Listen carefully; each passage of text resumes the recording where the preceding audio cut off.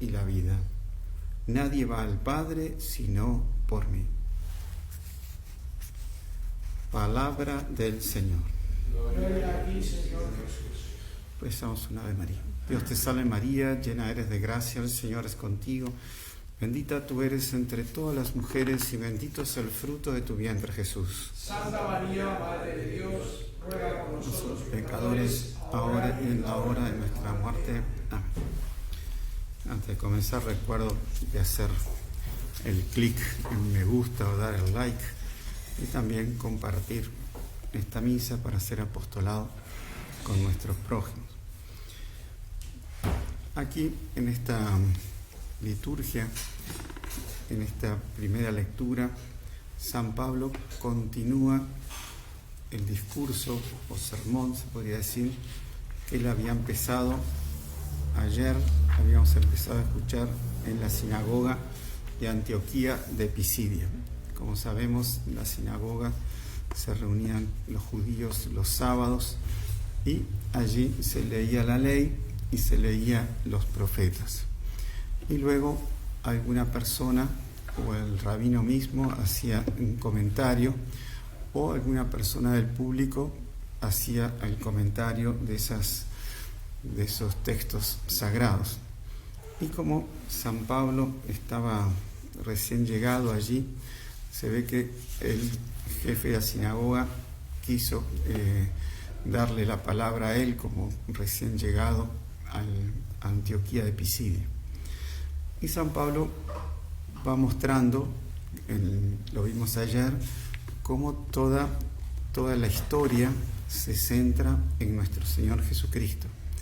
Y en la lectura de ayer vimos toda la historia del pueblo judío, el cautiverio en Egipto, la salida, el éxodo, los 40 años que peregrinan por el desierto, luego la entrada en la tierra prometida, la tierra de Canaán.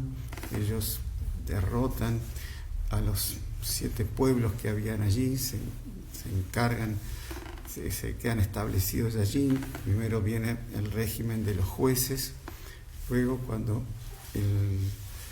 piden al profeta Samuel que tener reyes, y allí se unge el primer rey, que es Saúl, que después él termina teniendo una mala conducta, desviándose de la verdadera fe, y luego Samuel unge a David. Con David se hace la estabilidad, ¿no? en el pueblo de Israel. Él pone como capital a Jerusalén. Bueno, luego viene toda la dinastía de David, hasta que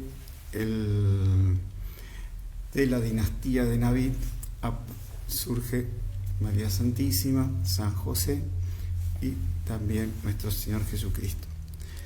Y en eso estábamos, y ahora San Pablo va a mostrar lo que fue la pasión de nuestro Señor Jesucristo, como el hecho de haber sido condenado a muerte, haber sufrido todo lo que sufrió por los jefes de las sinagogas y también por el pueblo que siguiendo a sus jefes.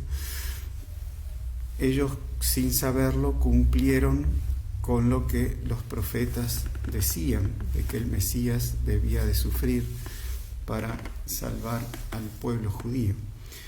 Entonces, aquí San Pablo continúa mostrando cómo el centro de las cosas es Jesús. Y en el Evangelio muestra Jesús como el centro de nuestra vida es Él. Porque Él dice, yo soy el camino, la verdad y la vida. O sea, el centro de la historia es nuestro Señor Jesucristo. El centro de la historia individual de cada uno de nosotros es nuestro Señor Jesucristo, porque nuestra vida está para conocer, amar y servir a Dios en esta tierra y darle después gloria en el cielo. Para llegar al cielo tenemos un camino, una verdad y vamos a llegar a la vida eterna, que es nuestro Señor Jesucristo. Entonces, acá, tanto en la primera lectura como en el Evangelio, nos muestran cómo todo debe ser basado en Jesús, y que todo lo que sea cuerpos de doctrinas, ideologías, todo tipo de elucubraciones y doctrinas, si no tienen a Jesús, a la Iglesia en el centro, son cosas vanas, son cosas superfluas, son cosas frívolas, son cosas pasajeras. Y el Salmo muestra como la segunda persona de la Santísima Trinidad que se encarnó en Jesús es continuamente engendrada por el Padre, por Dios Padre. Como sabemos, la Santísima Trinidad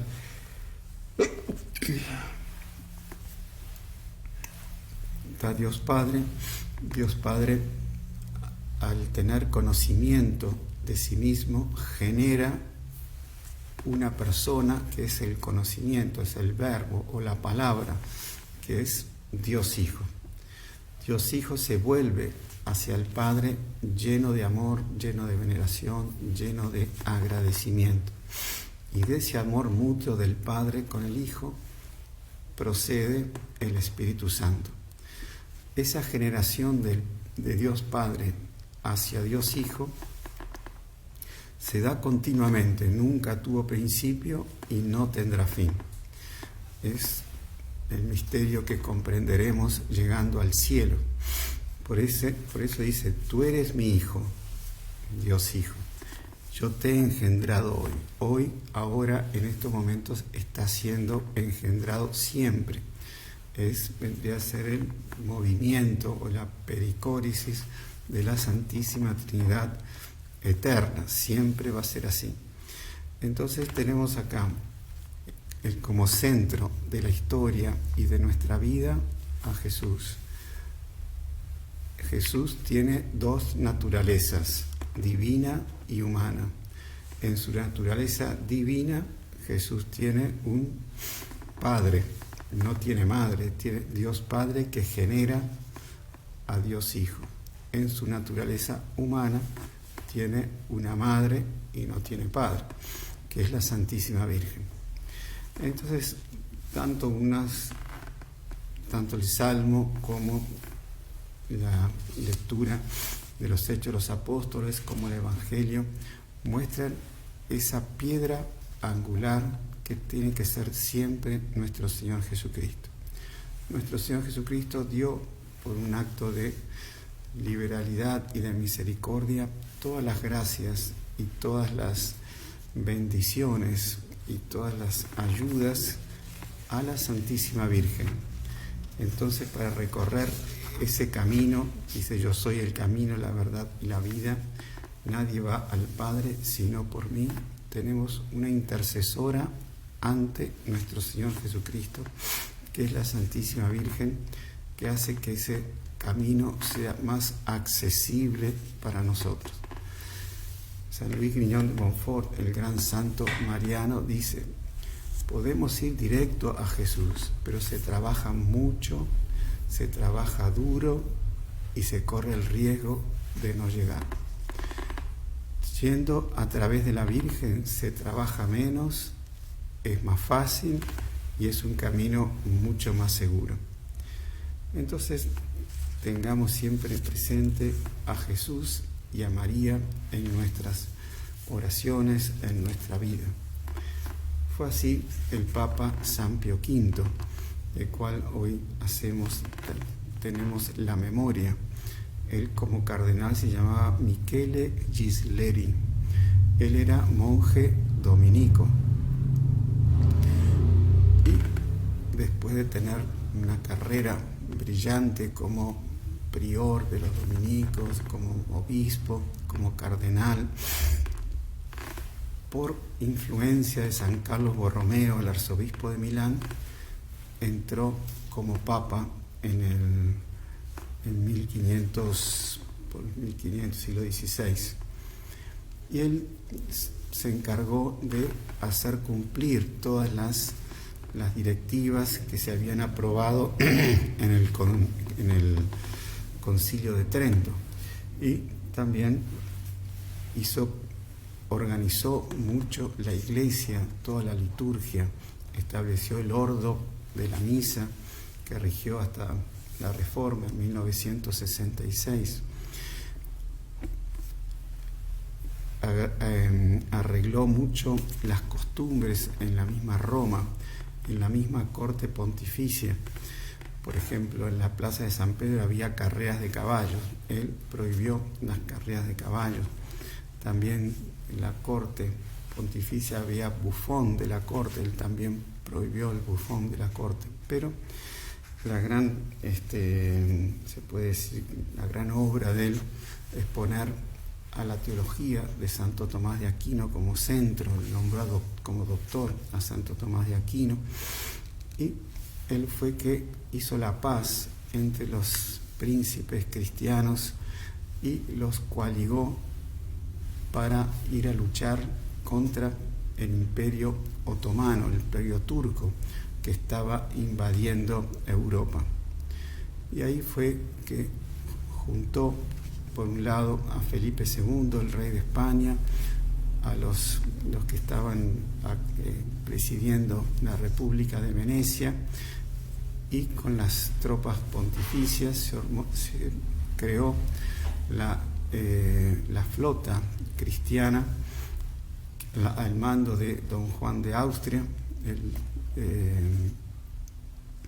que era muy joven, tenía 20 o 21 años, y allí fueron a enfrentar a la flota turca y se encontraron las dos flotas en el Golfo de Lepanto, en Grecia.